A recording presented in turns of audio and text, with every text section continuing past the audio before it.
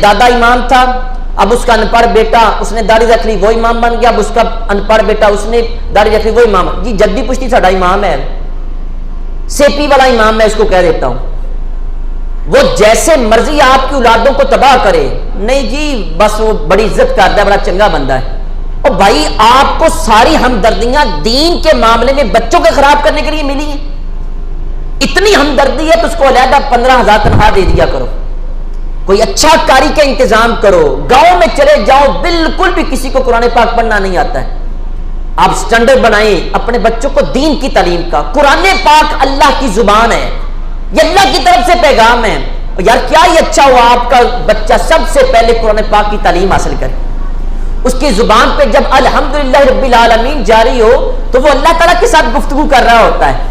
अल्लाह के साथ गुफ्तगू करनी हो तो कुरान पाक खोल लिया करे, आपके अल्लाह के साथ गुफ्तगू हो जाएगी, क्योंकि ये सारा पैगाम